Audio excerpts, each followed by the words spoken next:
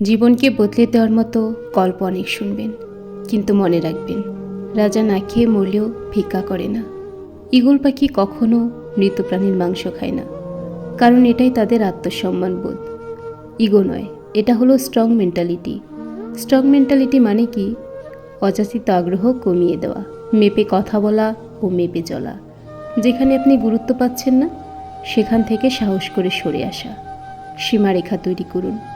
যে কোনো সম্পর্কে বা পরিস্থিতিতে স্পষ্ট সীমা নির্ধারণ করুন। এতে আত্মসম্মান বজায় থাকে, অযথা মানসিক চাপ আসে না। গ্রোথ মাইন্ডসেট গড়ে তুলুন। সমস্যাকে ব্যর্থতা নয়, শেখার সুযোগ ভাবুন। ঈগল যেমন আকাশে উড়ে ঝড়কে নিজের শক্তিতে পরিণত করে, তেমনি সমস্যাগুলো আপনাকে আরও শক্তিশালী করে তুলতে পারে।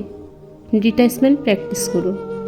কাউকে ভালোবাসা মানে তাকে নিজের জীবনের আবশ্যিক অংশ বানানো নয়। একসাথে না থেকেও সম্পর্ক টিকে থাকে যদি আপনি মনের শান্তিকে অগ্রাধিকার দেন। শোনার অভ্যাস করুন। সবসময় উত্তর দেওয়া জরুরি নয়, অনেক সময় শুধু শোনাই সবচেয়ে বড় শক্তি। মিনিমালিজমে অভ্যস্ত হন। কম বলুন, কম ব্যাখ্যা দিন, কম অজুহাত দিন। অপ্রয়োজনীয় শব্দ, ব্যস্ততা আর মানুষের প্রত্যাশার বাইরে গেলেই জীবনের চাপ কমে যায়। নিজের কাছে হার মানা মানেই শেষ নয়, আবার উঠে দাঁড়ানো মানেই নতুন জীবন। অন্যরা আপনার জীবনে লিড করছে না, আপনি নিজেই নিজের নেতা। পজিটিভ মানুষ দেখতে সুন্দর, তবে তাদের সংগ্রাম সবচেয়ে বেশি। ঈগলের মতো সাহস রাখুন।